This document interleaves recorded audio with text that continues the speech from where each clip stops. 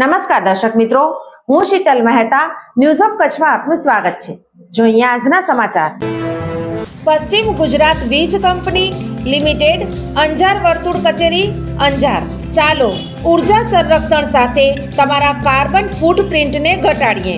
ઉદ્યોગપતિઓ માટે, ગૃહિણીઓ માટે, ખેડૂતો માટે સ્ટાર રેટિંગ વાળા પ્રમાણિત વીજળીના સાધનો વાપરો અને ઉર્જા કાર્યક્ષમતા વધારો।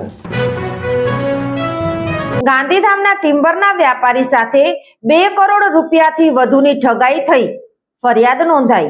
તાલુકાના મીઠી રોહરમાં આવેલી લાકડાની એક કંપનીમાંથી કરોડોનું વિદેશી લાકડું ખરીદી તેનું અમુક ચૂકવણું કરી બાદમાં રૂપિયા 2,91,814 ન આવતા 4 શખ્સો વિરુદ્ધ ઠગાઈ વિશ્વાસઘાતની કલમો તળે ગુનો નોંધાયો હતો।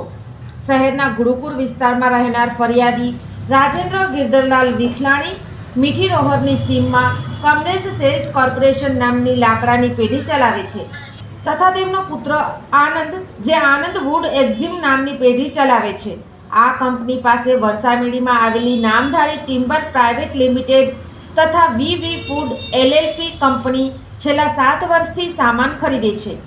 આ કંપનીના ડાયરેક્ટર વઝીરસિંહ મનજીતસિંહ, હરમિત કૌર વઝીરસિંહ તથા આ કંપનીના સ્થાનિક મેનેજર ઠાકરભાઈ અને દિલ્હી ઓફિસના સોનુભાઈએ વર્ષ 2022 થી 1/4/2024 સુધી આ કંપની સાથે વેપાર કર્યો હતો।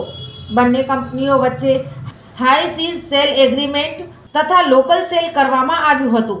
આ ગાળા દરમિયાન આરોપીઓએ ફરિયાદીની કંપની પાસેથી રૂપિયા 4,93,39,693નો વિદેશી લાકડું ખરીદ્યું હતું, જે પૈકી આ કંપનીએ અમુક ચૂકવણું કરી આપ્યું, જ્યારે બાકી નીકળતા રૂપિયા 2,91,814ની વારંવાર માંગ કરવા છતાં કંપનીના સંચાલકો ચૂકવણું કરતા નહોતા।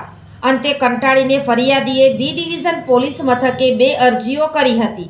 બાદમાં પોલીસે બનાવ અંગે ગુનો નોંધીને આગળની કાર્યવાહી હાથ ધરી છે। સોફ Kutch power by Opal electronics, LG best shop, Vijaynagar road Bhuj, Rambagh road Adipur.